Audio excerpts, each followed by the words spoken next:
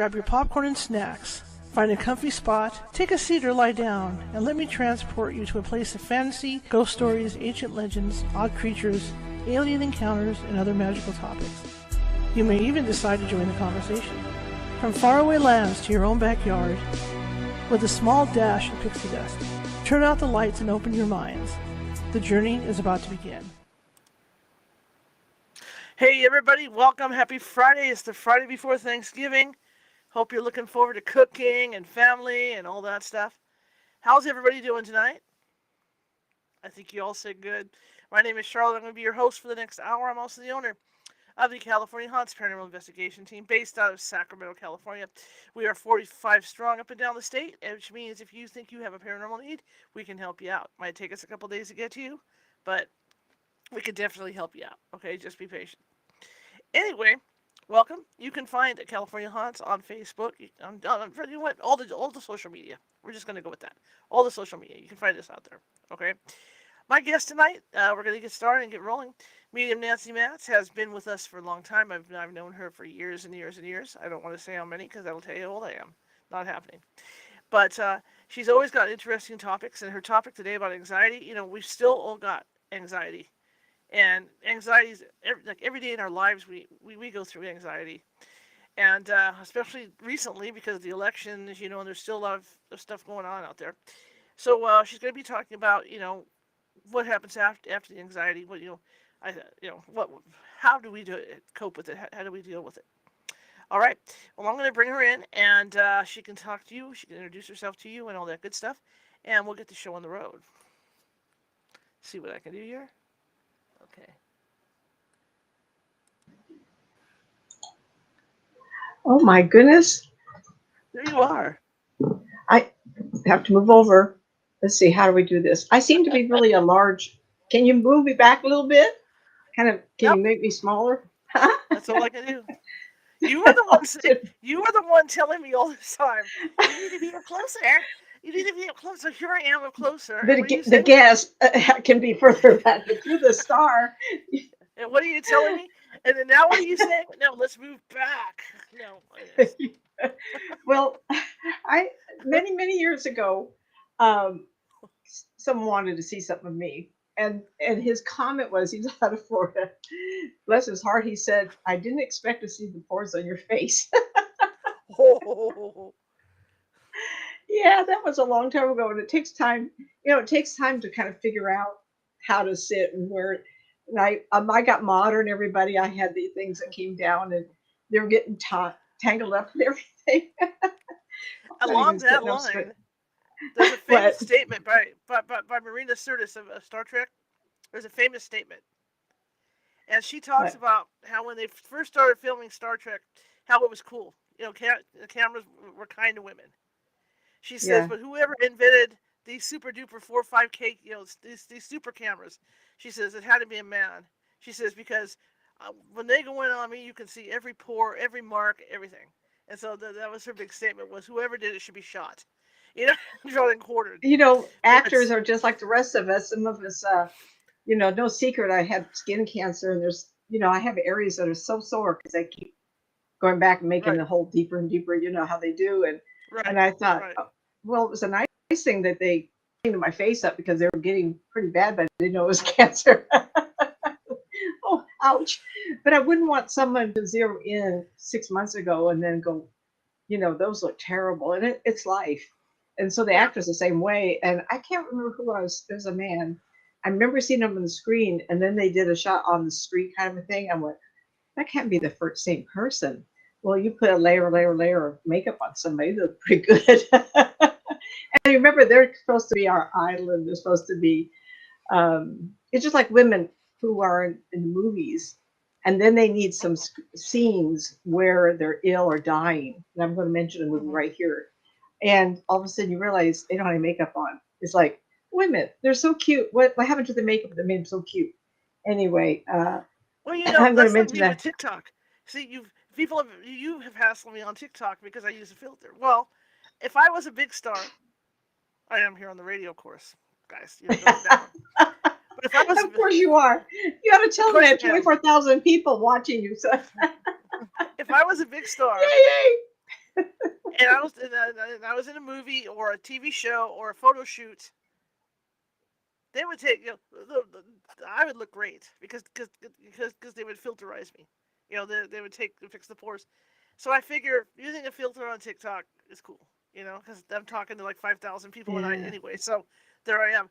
But yeah, well, who complained about that was Meghan Markle when Oh, she did the magazine shoot. I don't follow her at She did all. she did And a she was in a magazine show. shoot. Yeah, she did a magazine shoot where she was on the front of some magazine. I forget which magazine it was. And she complained because he took all her freckles off because she's got freckles. Well, they took them And she off. complained. Yeah, they took the freckles off, and she didn't like Pretty it. She hard wanted to to be do more makeup natural if looking. you.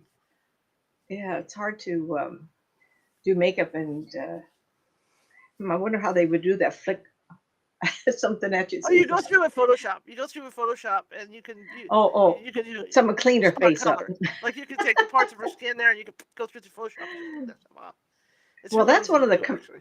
comments of TikTok management. You spoke to me about being interesting, and you can't do something everybody else does, and they want you not to be the flamboyant movie star. They want you more natural looking. Well, I can do Yeah, that.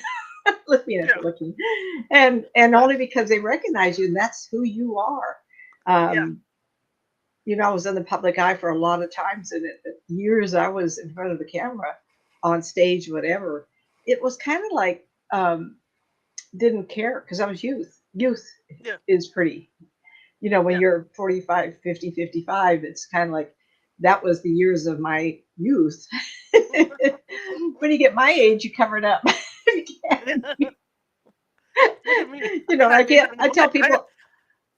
I have double I tell chins. people I'm want to dramatic. retire at 80. I think it's because I Yeah. don't think I can cover it up anymore.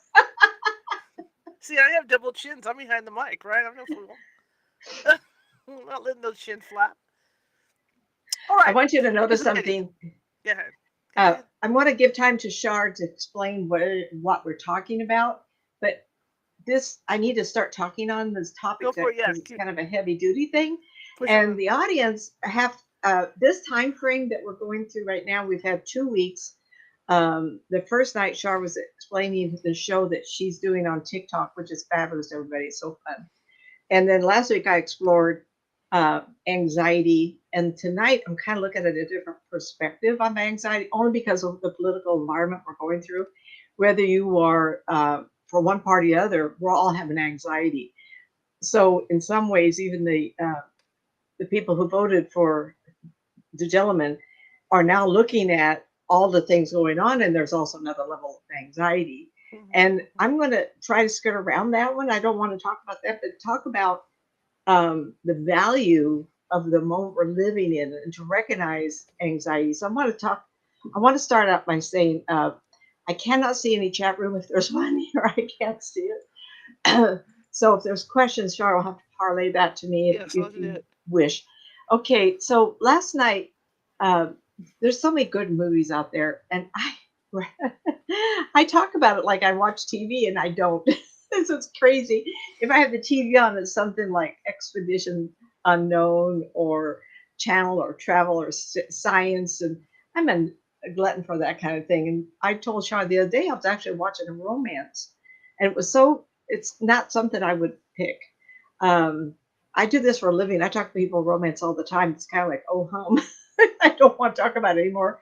But last night, I did find a movie I want to talk about tonight, just for a few minutes to kind of point out something. Goldie Hawn is my era. And when I watch her in Laugh-In, I just fell in love with this character that she was wonderful.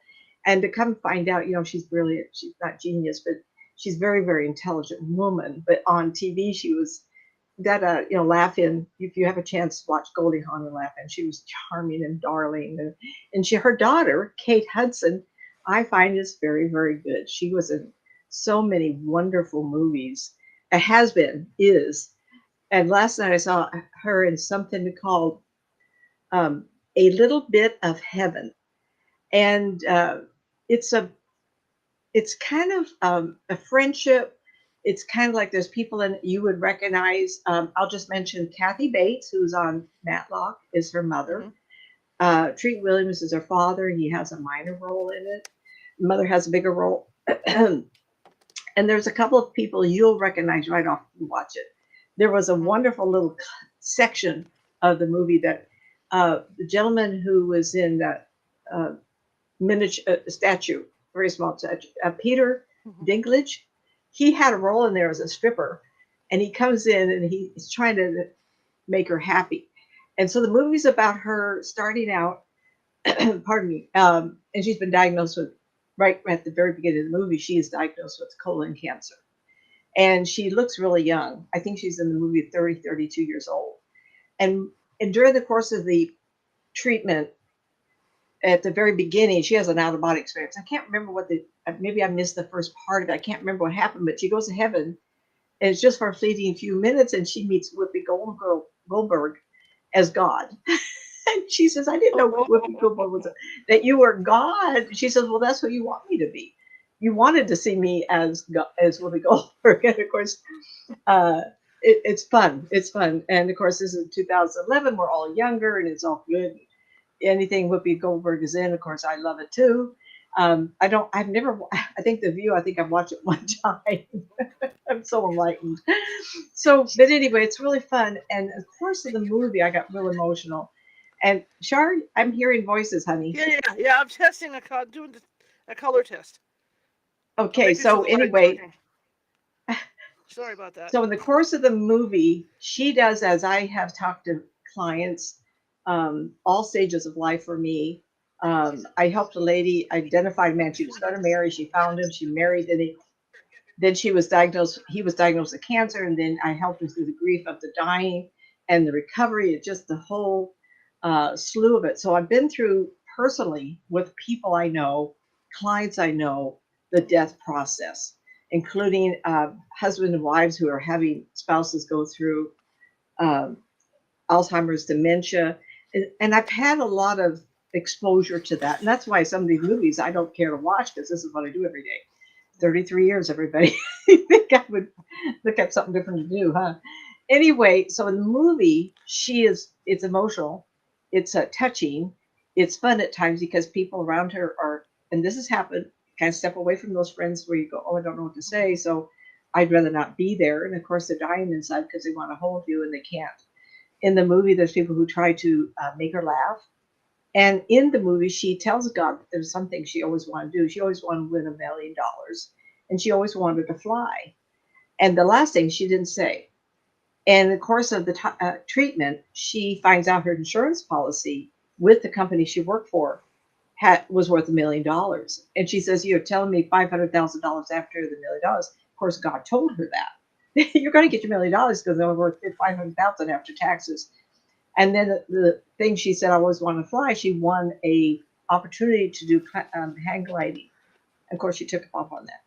In the meantime, she's going through the treatments, and it's not looking good. And of course, I find her just charming, and I get my heart into something, and most of the time, I can step back and say, "This is not my role to be emotional with you. I have to be clear," and I can come across as not technical or cold, but I can't go there. But in my real life, when I talk or get on the show, I'm quite easy.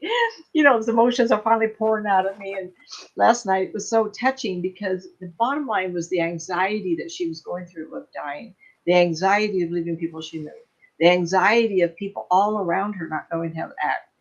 Ultimately, the young doctor, and you'll have to look the movie up. It's called A Little Bit of Heaven to see who the doctor was. And of course, he's her age and darling also, and they fall for each other. And in the course of the movie, the last thing she realizes that she fell in love, and the doctor fell in love with her. And of course, that was what she told God, ultimately, what she wanted.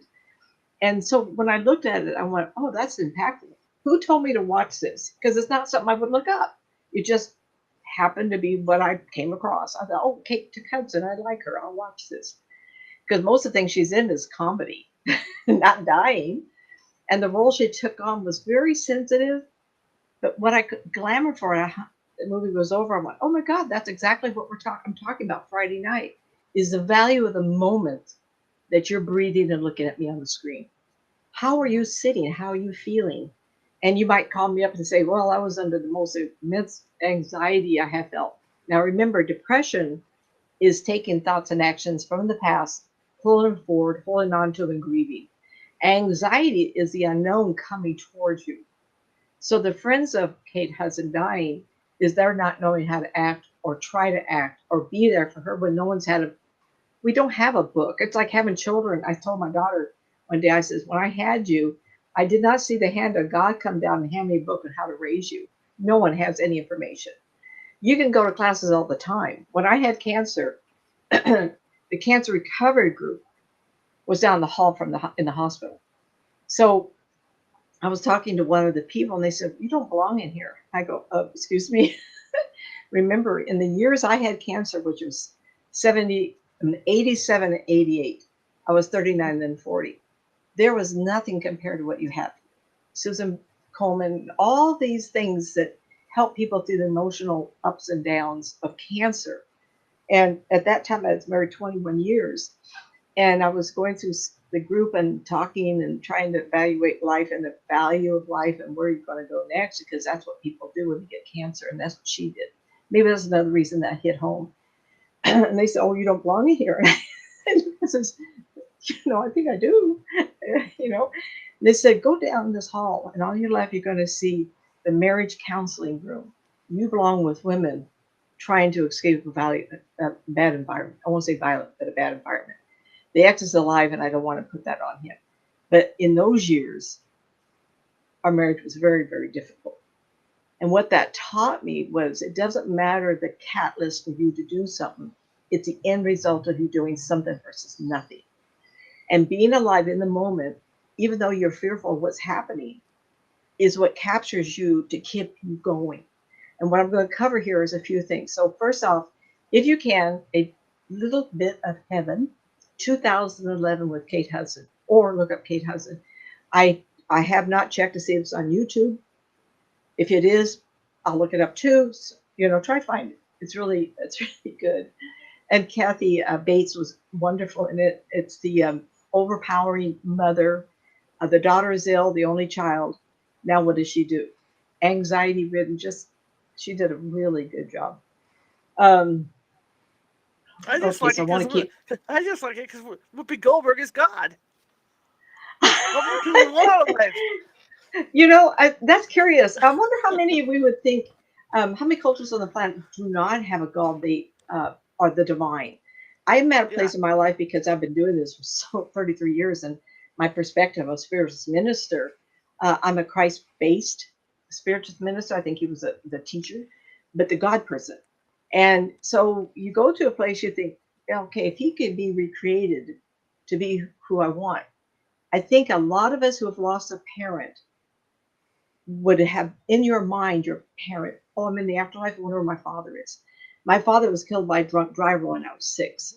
He was actually the first spirit I saw because he came at night to visit me and talk to me.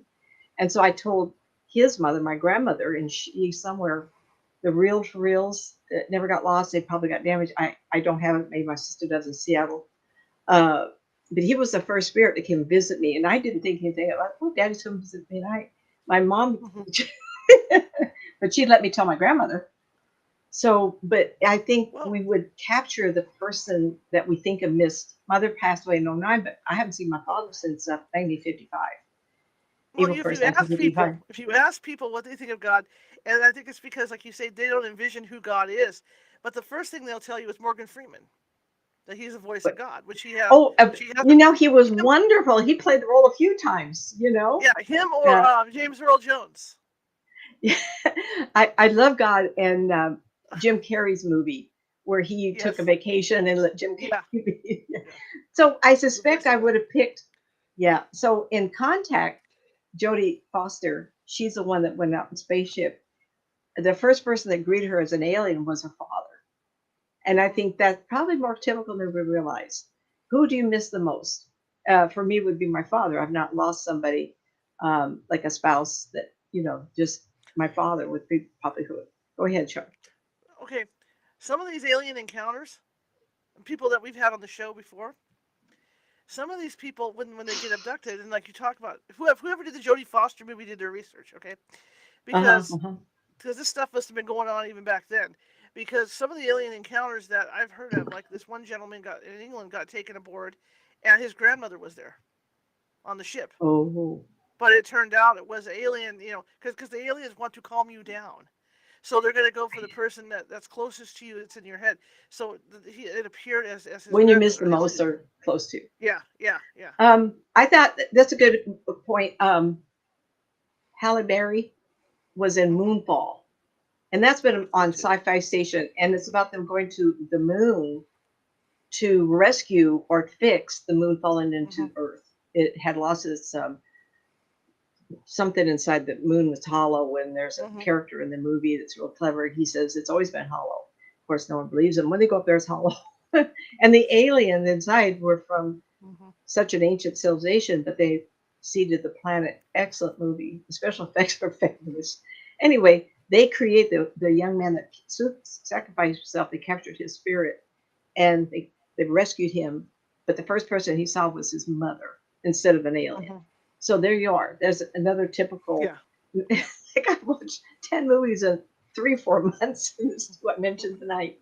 Um, uh, so in talking about the movie In the Midst of Anxiety to the Max, um, she looked at the smallest of life actions, and she did. And I think that every one of us are not aware of how anxiety blinds us. Mhm. And I've had a lot of people talk to me. I have 3 4 5 people talk to me almost every day about the politics. Right, Char.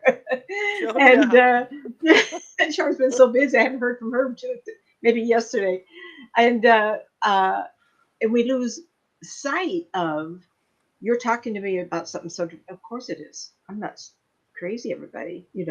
But and I have a tendency like everybody else. I feel the energy of everybody wanting to talk to me. The anxiety in me is not always me. People who know me know I'm really calmer. But at the same time, I'm being fed, I'm feeding off of your anxiety, so it's blinding me at times. And Mhm. I have 2 big black cats. One's right here, and and now he's getting brave. He sometimes will jump right from the camera. And there's a lady on YouTube I watch, and she has cats jump up on the tabletop. And I go, oh, I can identify with that. But I have found it curious that when I'm under talking to a client that's pretty rough or something, I'll go over because the cat's demanded of me, especially this one right here. He's really, all right, I'm here. You need to love me. And I'll even pet him for a few strokes. And I'll get tied up in like, oh, look at his fur. It's so gorgeous. And I'll distract me just like that. And it's almost like the anxiety falls off my body. So Mhm.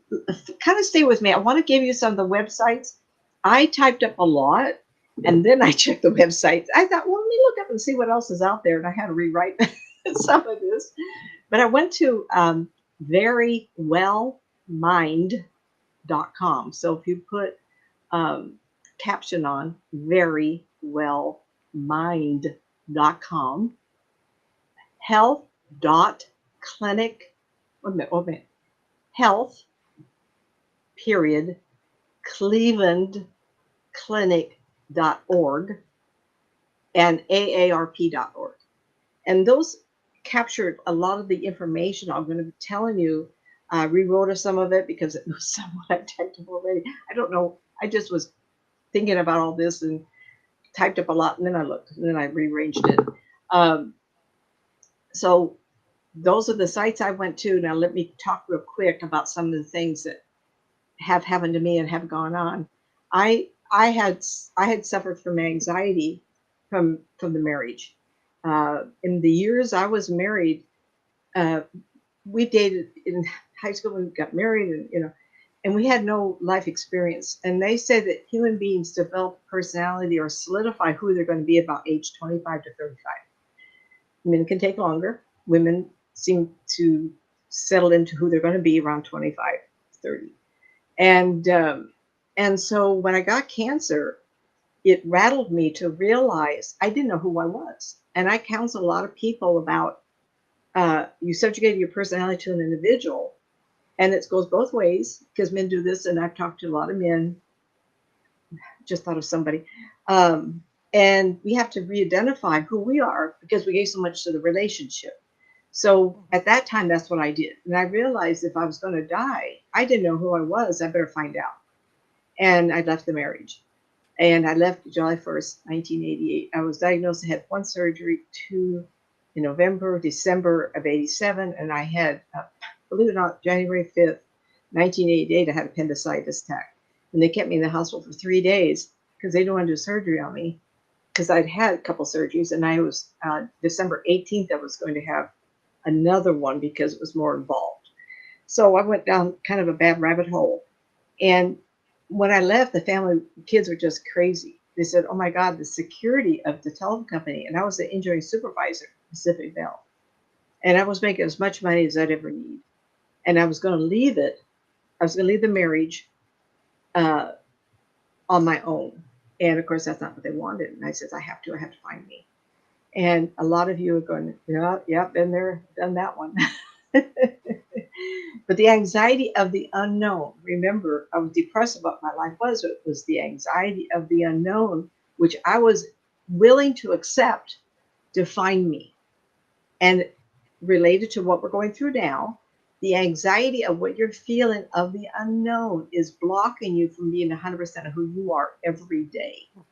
And that's part of what I want to bring up today. Oh, it's going to be hard. Are you kidding me? How many times have you said to yourself, wow, I lost a whole day. What happened to it? Well, you were so wound up on what's going to happen tomorrow. You forgot to live today. And we are all guilty of it. Excuse me, raise my hand. I've been down that road. So then I told you, can't remember if I told you. So how would I know? People listening to me, some of you do know my story. Maybe three of you. But anyway, so I pledged myself to God one day on my birthday, April 30th, 1990. And I said, if you allow me to live, I'll work for you the rest of my life. So the next Friday, it was Monday, my birthday, April 30th, 1990. You can look it up. May 4th was a Friday. It was the first day of the rest of my life where I was guided. And this is a whole show, everybody, I can do on guidance. Literally told me where to go and what to do. And Church of Spirit of Grace, Spiritualist Church, Sylvan Corners across from the cemetery in Citrus Heights, California. So those of you from that part of the world will know exactly where that was. And within 2 years, I left the telephone company and left not only that great paying job, but my health care. And then the kids rallied around me and said, you can't do that. You've had cancer and they don't know if you're going to get it again. I says, I'd rather die there than there. The telephone company lost its value, even though I was going to have medical, and if it came back, they were expecting it to. I could have a leave, I could have medical. No, I gave it all up.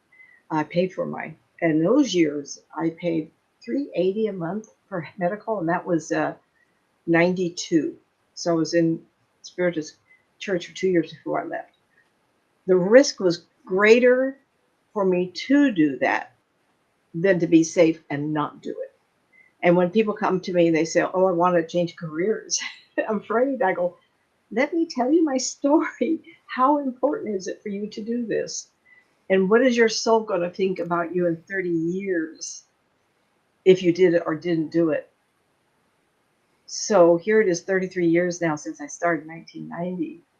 And even though Tarsha and I talk, I go, God, I'm really getting tired. I want to continue because I have projects, which I'll mention in about 15 minutes. And it's more powerful for me to stay here than to wish I hadn't and hadn't left the telephone company. Because if you're passionate about the next step in your life, you will never regret it, and you'll fall in love with that path because you chose it. When I started the telephone company, it was August of, I forgot, 67 or 68. I can't remember. It's hard to remember. I was there for 24 years. So I think I took off the maternity leave there. So kind of like I can't figure out for sure. It was because I wanted to get married. Put him through college, and it was going to be my turn. So I got about 2.5 years into college, and you just, in those years, we had two incomes. It was really better life than if I quit and go back to school. And my husband discouraged me from quitting. In fact, he told me, you're not going back. It was part of our issues. So you don't need my story, but it is influencing, is determinant of the passion you have for your life and what do you want out of it. And I have a lot of people say, I don't know who I am or what I want to do, but I know I'm in the wrong place at the wrong time for my life. And the hardest thing I tell people, and if you listen, you'll know who I'm talking about because I do it enough. I want you to have I want you to have homework. I want you to sit on pencil and paper and write down, and not to be cruel to yourself, but be sincere with yourself and say, who are you? Like people come to me and they go, I'm bored with my life. I need a hobby. And I says, well, most of the hobbies and things that you really fell in love with, you've already done. We try so hard to reinvent a hobby, but all you do is turn around and look what you never finished. I never finished learning the piano. I never finished, well, I, I enjoyed, I wrote a play and I played it out with a friend. I never pursued that. Kind of be fun. I never finished learning chess. Now, if I had time, I still have 8 books to write, and I'm going to be telling you about a show I'm going to do coming up here. So, and people say this and that, and I go, you know what? If I could retire, would I? Because I tell people, when you quit working as a career, where do you go from that? And a lot of people just shut down and do nothing. I had one lady tell me, she says, I'm guilty of this. I have more books. I have time left. And I go, you read them all, honey. Just do that. Then her husband calls and says, all she's doing is reading. They go, oops, I told her to. Because she's happy. What do you want? But for me, I think, oh my God, this is what I love doing. There is no other part-time anything that I'd rather do than do this. It fires me up. It makes my soul say, well, yes, you're looking at me thinking, oh, good for you. Well, who are you? And what are you passionate about? I don't care if you make cookies all day and sell them to a bakery. I don't care if you knit something for babies, little baby hats in the hospital, or gowns for baptism, or for burial, or cleans tombstones. See, this is what I see people doing. You have to find that thing that makes your soul sing, and anxiety clouds that. Well, let's keep going because I'm getting off track, of course.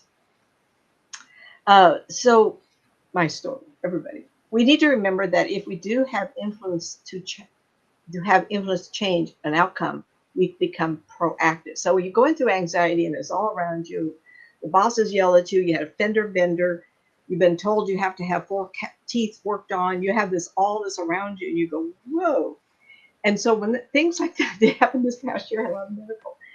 And how I reworded it, I says, the divine, who's in charge, who's in charge, has a plan for me. And I have to get rid of these medical issues, or this fix the car now. And that did happen to me. I had an RV and I drove it down. We have a long story. I was on Black Mountain, Hornbrook, California. My husband's had heart problems. I moved him down to Oroville for better hospitalization. It was my turn to drive the RV down. It was my RV, so I drove it down for 4 hours. And I thought, well, I'll sell it. And I figured, well, I'd rather give it to my kids. So my son-in-law took it, and he says, whoever worked on your car the van, you had to tune up, didn't screw down some things, and the wheel almost fell off. It wasn't the little screws that keep the wheel on. It was underneath there somewhere. Someone had done something. And I said, well, God's not done. I'm not done. So they protected me all this time because it's meant to.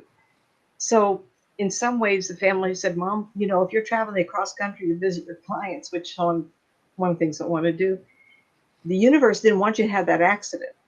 The son-in-law fixed it in the afternoon, but he kept it the RV. So I got a much newer vehicle because my kid says, Grandma, we can't let you just crash on the freeway between New Mexico and Texas somewhere. So the divine will watch you and take care of you if it's not meant to be your time. And that's how I live my life. And I'm trying to say, okay, you're not sitting here talking to me so I can talk about your life. I don't want to talk about Char's life. I want to have me to talk about so you can see the correlation between letting anxiety run your life or turning around and saying, wow, this has been a couple of years. My husband had 3 heart things. It was just like, ugh. But we do that, right? Do that. And now he's going to be able to stay with me, for as long as we can, right? And at times you have to say, okay, we need to take care of that because there's other things coming that are better. So turning around is really important. Understanding what the trigger is. Well, a lot of times our triggers are invisible. We have no control over the triggers. but you have control over how that trigger affects you personally. When I see a trigger coming and going, how much is my dental going to cost? I go, well, I'm young enough to pay it off because I'm still working. And I don't plan to quit working for a while. I am 76. So I plan to work at least until I'm 80. And if God will allow me, hear that, everybody, my brain seems to be okay. I'll just keep going until I can't talk anymore. Because that is the criteria. I don't want to go back to email reviews. Everybody, it's too hard. But as I clear my voice. So I want to go back to the anxiety of whatever could harm you is turn around and re-identify it. Now, I didn't say that was easy, especially in the political environment here. The divine has created a scenario for us to learn a lot here. How the outcome can be is not here yet to show us what was going to happen. I had a lot of people ask me, there's a lot of real intentional, really good people on that line talking about the outcome of the election, what was going to happen. And I felt a landslide. I felt everything everybody's getting, but I couldn't tell who was going to win. I thought it would be a lady. And I saw a jump in the stock market and then after the first year, I saw another big leap. Like get your checkbook out. People was going to have a big boom here in the stock market again, not understanding who would really win the election. And whether we are looking at the same individual or not, the lesson or the opportunity to learn is yet to be presented to us. But I had the people wrong, just like everybody else out there. That's because we were not supposed to know, period. And I've had conversations with Shar and a couple of the people, and I can get to a place, but I can't go beyond it because we're not supposed to know. Why not? Well, if I knew, I knew. I've been at this 33 years. It must be good enough. Why can't Nancy get it if nobody can? Well, there's people who can, but I don't know. I don't know what dimension they're looking at because there are multiple dimensions here. And I talk to Stephen Hawking many times about his last major big article. Look it up. It's a picture of him on a magazine cover with a lot of Earths, hundreds of Earths, one after another. So he believed in parallel universes and multiple dimensions. I believe that was the name of the article. So Stephen Hawking's last big article was on that, and he's on the cover of a magazine talking about that. And there's something to be said about that. I cannot say no. I don't know how it works because every one of us are making multiple decisions every day. Hello. Go ahead, Char. That's something a lot of people don't understand about mediums and psychics, is that there's certain things that you aren't supposed to know. Like, I know people that go to the casino all the time, and the first thing people tell this particular psychic is, well, which machine are you going to pick that's going to win? Which machine is it? Which machine is it? Which car deal is it going to be? What about lotto? The thing is, that's something that like you said, the universe does not want you to know. That's why you won't see a psychic winning the lottery. You won't see a psychic hitting it big at Reno I or don't play the Vegas. lotto. Yeah, I because will not pick numbers. Yes. I'll tell you two examples of this. When I first turned 21, we went up to Tahoe, and we were in line to eat dinner. And it was long before I realized what came out. And I wasn't thinking, I went, oh, here's a dime. I have a dime. Boom, boom. I won 2,500 dimes. I paid for dinner for everybody. It was unbelievable. Everybody's looking around. Yeah, damn it. That woman just put a dime in there. Well, what did I pick up, right? The problem is, which machines have the most energy? mm-hmm. The ones that lose a lot. So my energy would pick up on the biggest bubbles. I would pull toward whoever left the most energy in the machine. It's not going to be the winner, right? How can we tell? So a lady who gambles a lot was a client of mine 10 years back or less, maybe 5 to 10 years. And she says, going to go gamble. What place should I go gamble at? She did not say win. She said gamble. And when I put my mind to her when into time, I saw her gambling or having a good time, really a good time, Mm-hmm. in a room with mirrors on the walls and mirrors on the ceiling in South Lake Tahoe, I think it was. And there were streamers coming down from the ceiling. So it was gorgeous, gorgeous. And she went there and she won $3,000. She says, how do you know? I said, you didn't ask me to go in. You said, where should I go? And that was the energy of the best that Mm-hmm. you showed me. So you almost sometimes trick me. And I don't like that. But if you don't tell me, that's fine. Another client just told me, she said, it's not like I tricked you, but I was wondering if my kids were going to join me on this vacation. And the daughter-in-law was going to have surgery and didn't tell you. Well, when she had the surgery, it was much more, it was an easier and not as traumatic. So she can get on the airplane now. And at the time, she said she wasn't going to come. And between the conversation where I said she would be there, not knowing that this event was going to happen first, and the end. So I look at the end result. It didn't matter to me if she's going to have surgery or not. I didn't want to know that. I just see her there. So evidently she's going to be fine. And he said, I would not believe it. She didn't call the next morning, the next day, and said after the surgery, and said she's going to be able to go. I got to get going. Anxiety is typically experienced on many levels. We just talked about all different experiences here. In some ways, excitement, like I said, with the mirror for the woman who won the money, is a dopamine action in the brain. You're excited, wow, wow, wow. And I think that's some of the issues that people have with addictions. I just don't want to gamble money away. So it's not like I'm tired. It's frustrating to me not to win. So the dopamine of the couple times I did win didn't want me. I did not get the energy that I was going to continue doing it. It just didn't do anything. It's like I don't smoke either or drink. It just never satisfied me. Just never did. And so the mind is given a boost of dopamines, and that can affect us a lot of different levels. It also is in the reverse. So if you have a terrible time, dopamine is continually pumped into your brain. And so sometimes when people's having a hard time, they will go to alcohol, whatever, to calm that dopamine down so they're not overrun. For some people, they live off of dopamine. So the energy of being on the show, or clients that are new to me, I have a terrible expression, new clients, I love it, I love it. And people go, what is wrong with you? Wasn't that scary? I go, no, it's a new person. It's like I can jump in. It's called living on the edge. I love seeing that cliff coming, and I step into someone's energy. I won't say flesh, it's kind of grease, but I blend with somebody, and it's all world of newness to me. It doesn't mean I don't clients of mine that talk to for 25, 30 years, right? It's not the same thing. With them, it's like a story I get evolving. So it's like extended family. But with a new person, so the dopamine in my brain is fed with the idea of having clientele where I can experience their life with them. So the dopamine can be a positive if you look at it and identify it that way.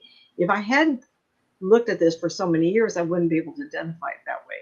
As with dental work or whatever surgeries I've just gone through, the universe wants me to finish that while I'm young enough to recover good enough.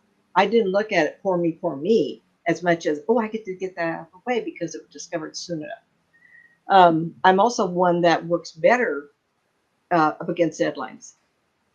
It didn't come from being a supervisor, for sure. And the last job I had there as a supervisor was HR. I was in engineering office and the majors skip level, and then they moved me to HR, where I took care of firings, union grievances, and layoffs. So, and I said, I don't want this job. He says, well, you're too cute and I was going to hit you. I was a little stick of a person, thinner. We're all thinner when we're younger, right? And so I was at a place where people wouldn't hit me. I was only, my late 30s. So, and then early 40s. So in some ways, did that teach me how to deal with it here? Not necessarily, but I was under a lot of anxiety. But when I was in the process of doing what I needed to do, I was also involved with soft sales in a telephone company or a company that develops a new product. The first thing you do is they try to sell it to the employees. And at the same time, I enjoyed talking to people, going to major other offices. So I turned it around even then and said, I get to leave the maid office and go to Grass Valley or Tahoe or Placerville. So I took it to be that was more fun than why I was going there, but I was going to enjoy the drive. So I enjoy being pushed to the deadline. I don't know. Maybe I'm ADHD, everything. Maybe Shara's too. Over the years, gearing up to start new projects or new marketing ideas spurs me into wanting to do something new. So I'm always talking to people about gearing up to the next chapter in your life. What is it you really want to do? And who are you as a human being? Why were you brought here? Why did you choose the life you have now? And people call me and said, I chose this life because I like being a counselor, but you didn't tell me, or you should have known, or should I have known that my man would be arrested for shooting somebody in a gas station. Now he's in jail and I don't have him. Well, maybe you're here to support him, and that was an agreement before you even came here.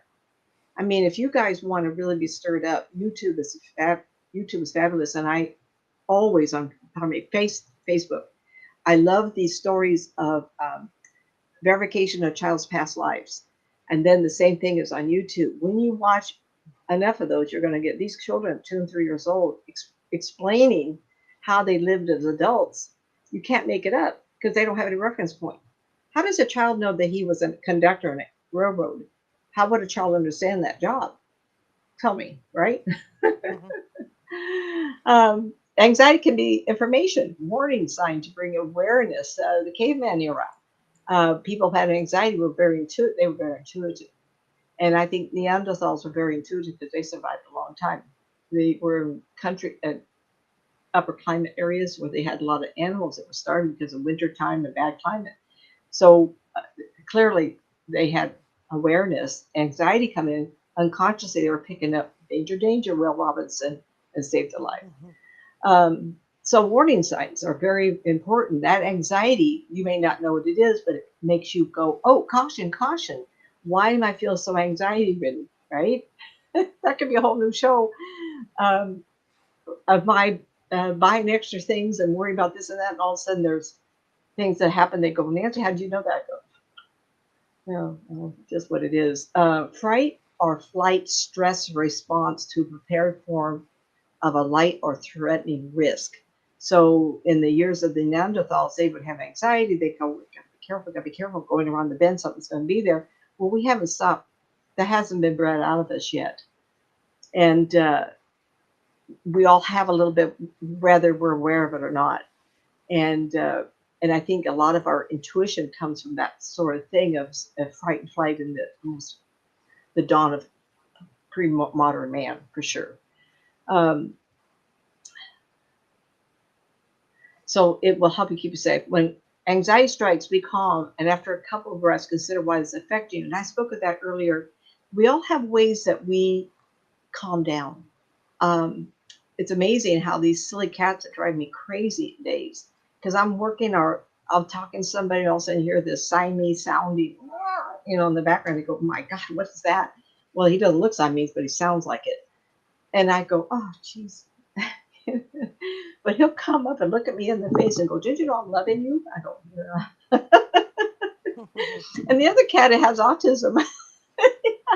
It's amazing. I can even touch him after 9 years. I'm just now getting to where I can hug him. But he's so sweet, and he has this cute little meow. My stress level goes from woo all the way down because I have so much empathy for these little lives that we're so responsible for. And I realize if I don't shower them with love, they can have anxiety. And Char will tell you, anxiety in your pets, yeah. So sometimes we have to go out of our way to keep them calmer than what you're going through at the moment, because they pick it up just like I pick it up from you thinking about me. I'll be walking through this episode. Larry, my husband will say, what's wrong with you? I go, he says, oh, something's wrong. Someone's going to call you. Ring, ring. I wear it. It's amazing. I'm not even aware of it, but someone looking at me, I'll go, or I'll say, geez, what, and just not like me. But yet I enjoy helping people. So it's a trade-off. You may have to pay the price of being able to do this. You can't always change You can't always change immediately any situation. But I capture this and I say it a lot. This too shall pass. So I have clients that have bad work situations. I've got 10 minutes. And I tell them, I said, if you just calm and allow whoever's causing this grief to twirl around like stupid people, watch them in their own destruction. This too shall pass. How much staying power do you have? Anxiety can foster greater empathy. So those who know how to control anxiety wrecking others sometimes make good supervisors. I hope I've given you enough. I have another page, but we could always do it another show. I almost have another show here, believe it or not. But at the same time, if you have high anxiety levels, if you think or people notice that you're not able to control it, I'm always somebody that says seek out some help. Uh, there's something to be said about what I do for a living. And I told people, I says, oh, I feel so responsible for someone's life. It's amazing to me. But if you trust your medical people or therapy is presented to you, absolutely. Sometimes you just need to talk it out. You have to be real clear on who you are and what you're wanting to deal with in this lifetime. And sometimes life is just not easy. And why did you pick it? Why did I pick this life? Well, I know why I did. It's just what it is. It is. And not being insensitive to that sentence. It is what it is. But when we accept the idea that there is no death, most of my life in my career here, I've talked to dead people. And that's something I want to mention here with Shar for really quick. And I realize we don't die. How we live this life is your choice.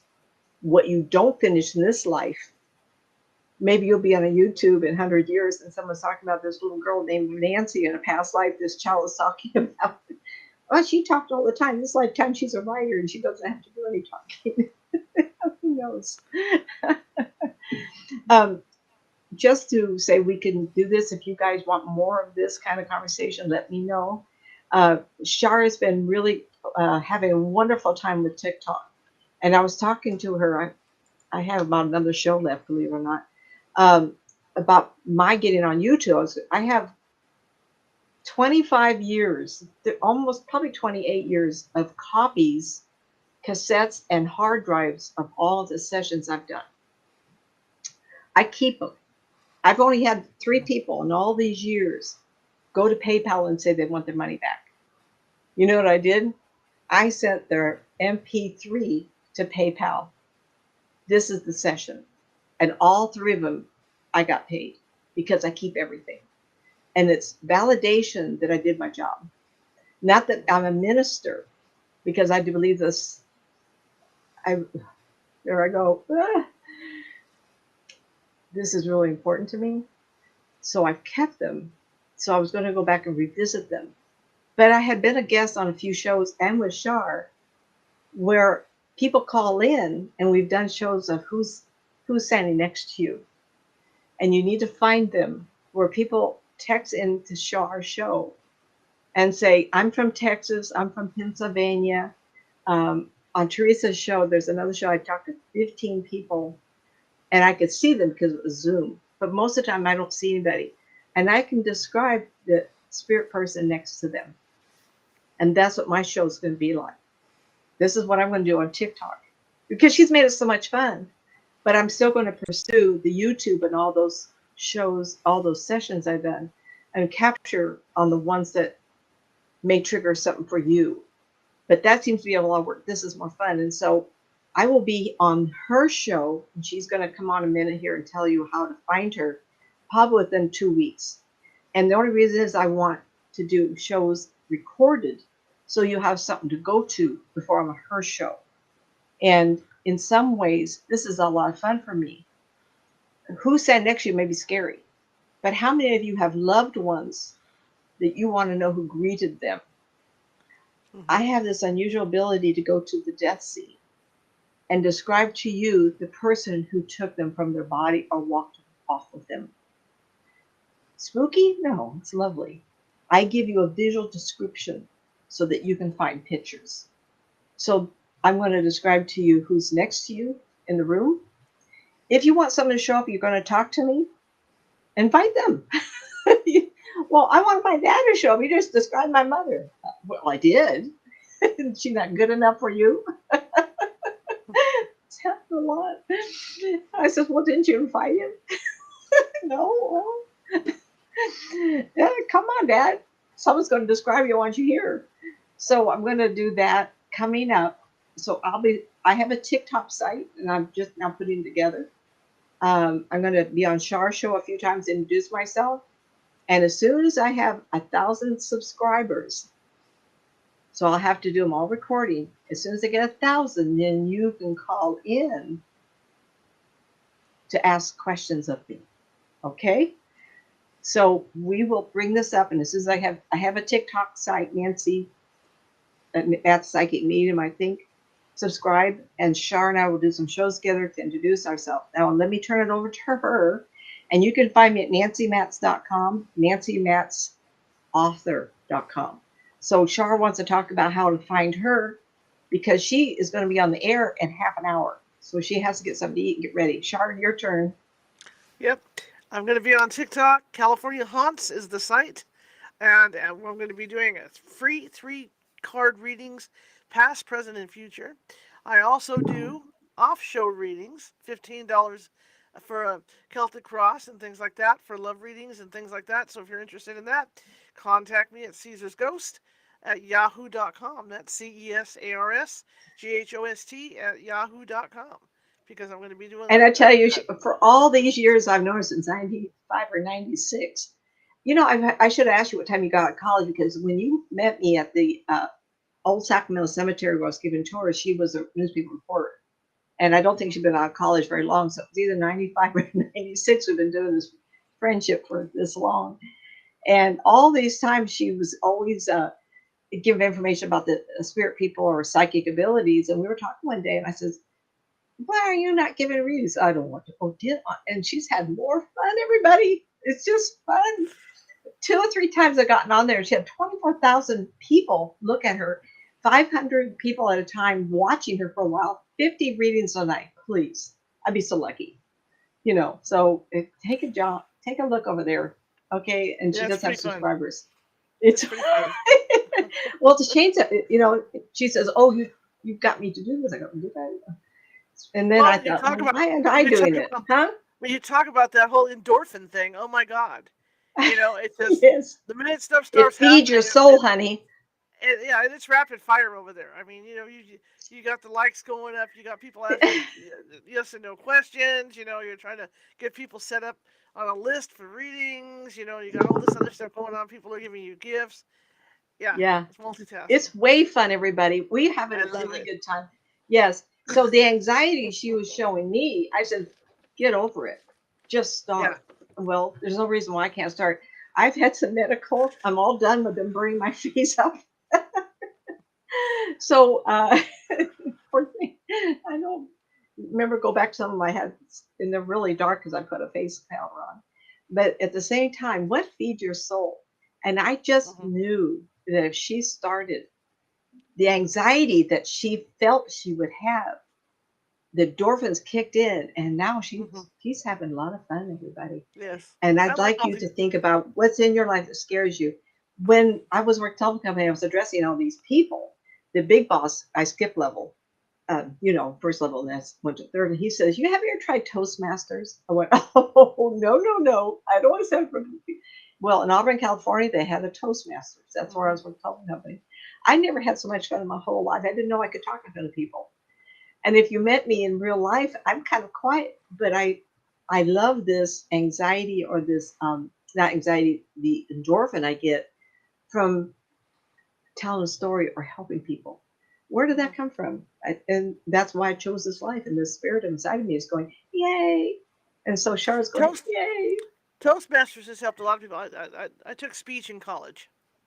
Speech. So yeah, so that's where I got it from pretty much. And my dad, he had a gift to talk to people as well. I mean, that's what he did. He essentially was once he got done being a mailman, he moved up into management at the post office and became a salesman, literally for the post office. I mean, that was his gig. Well, even So a he would male teach me. person talking Yeah, to the street, something's flying around yeah. here. And a We newspaper were, reporter, yeah, I had no choice. You know, but then my yeah, dad would yeah, give me tips. My dad would give me tips on, you know, you go into somebody's office and you're looking around the desk and you see something like that you're familiar with. You know, some yeah. hobby that the person has. Then you've got the conversation to launch from. You know, it go And from there. Char's like Besides the I am. book. We're not busybody, quiet, noisy people. But she No. went into newspaper reporting, and the boss put me in front of a group of people who knew May Yeah. 4th, 1990 was a Friday night, and Ken and Ollie Keck the reverends of the church across from the Sylvan Cemetery. Um, they had this little church, and I was witnessing this reading psychometry. And Ken Keck was the Reverend Ken Keck. He was talking. There was 8 people there that night, and I jumped up and I went, "What is going on?" Because before he could say what he was, I was too. And he says, "Well, then you try it." Like, you was. Or this girl just stand up and get all excited. And I talked to 8 people, and it was not even a thought. Like, I was talking in front of everybody about their personal stuff, and I didn't even realize what was happening. So I can appreciate. But Char, she wanted to the newspaper reporter. Let me get the information. Let me take it back to. Let me, that Edward R. Murrow feeling. Getting the news like you see on TV. Yet she had talked to people. That was not the obstacle anymore. No. She could do it because Absolutely the job was more important. So for me, the job was more important than my being quiet at home with the cats and writing a book, which I'd prefer to do sometimes. I didn't know I love to write. So there you are. Sharp, tell them how to find you, honey. I can honestly say that after doing that, like tonight will maybe be 3 or 4 hours worth, I'm done. I get down, get done, eat my dinner, sit there, talk to my dog, and I'm done. I mean, that's it. I've only got so much to go around. But yeah, I mean, I'm like Nancy says, I'm real quiet. I like to do my own things. I like my projects. I like everything. But for that 4 hours, I'm on point. 4 hours. So 3 hours she's reading. The 4th hour, everybody, if you stay up late enough, they visit. Well, the thing is that Char is a quiet life, but yet she's in front of the camera here. In my world, I was a long distance runner and a horse person, and we did 4-H and everything. It was a very quiet world until the telephone company people, we're all cute, and most of us are. I was that person. I had a boy haircut. It was a real thin little thing, and the boss said, "You're wasted in HR. You're just behind the scenes, and we're going to put you in front of 100 people at a time. You got to cross the picket lines. And you got to tell people." And I go, "Oh, who knew? It'd be training for today and for the rest of my life." So look at the anxiety of your situation. The boss is going to have you do this. The family's doing that. Look at it as a learning experience. So people come to me and they say, "I got to change job. This is terrible." I said, change your attitude. Go back to your job and steal information. Not like espionage. How to do something. If you've never worked on a dosa room, a TikTok room, or I don't know what it's called. It used to be a dosa room. A tape would come in with information on it. If there's something you haven't done in the office, make sure you do it so you can put it on your resume. Turn around and seek out and learn versus I want to run away because I hate the people here. Get away from people and learn something. It's reverse the energy. And then the anxiety is feeding you to do more versus less. All right, Char. Again, how do they find you? You can find me TikTok tonight at between 7 p.m. and 7:05 p.m. to start out California Haunts on TikTok. Also tomorrow, I'm starting to get more shows in a row here. Tomorrow, 5 p.m. Pacific, author Mitzi Zarito is going to be with me. We're going to be talking about women who kill. She's got a book out. Why did they pick that life, the kill? I don't get it. I don't get it. Yeah, so we're going to be talking about that tomorrow at 5 p.m. Pacific. If you want a reading, it doesn't matter what type of reading. If you guys want a reading, I'm going to try and get the thing at the bottom here. I don't know if I can do that here like I did on StreamYard. Say it one more time, sweetie. A ticker. I want to get a ticker. See, I don't know if I can do a ticker here. See, so I'm going to figure that out. But Caesar's Ghost, I don't know what that means. GHOST at yahoo.com. Contact me for a reading, and we'll go from there. Yeah. No, I used to have a ticker that ran along the bottom of StreamYard. Oh, okay. You didn't say that. So along the screen here, we do not have a runner. I don't know if I can do that right now with this, so I'm going to have to figure something out for that. But little by little, these shows are getting cleaner. You guys can tell. And we're finally going to have the credits up Monday, finally, So, yeah.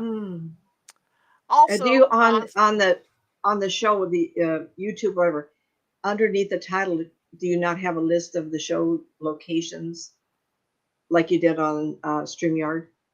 No. You know how you do a description? I don't know. If you guys wanted a reading from me, read up at nancymatzpsychic. We're different. Oh, yeah. We just handle different things. Yeah, there's a list, yeah. But I'm just wondering about the ticker because the ticker would show, Venmo and all that. You know, I don't have that right now, where I could show my email address for people to get a hold of me. But okay, and you can find me on Facebook and everywhere else there's social media.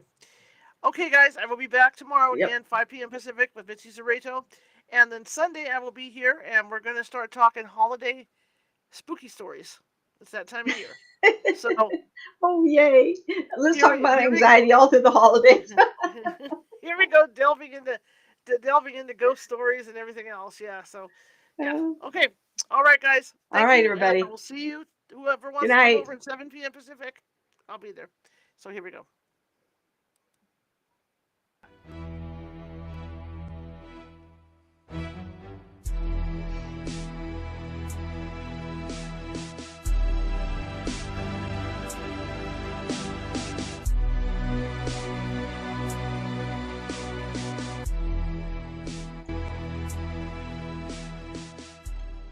Grab your popcorn and snacks. Find a comfy spot, take a seat or lie down, and let me transport you to a place of fantasy, ghost stories, ancient legends, odd creatures, alien encounters, and other magical topics.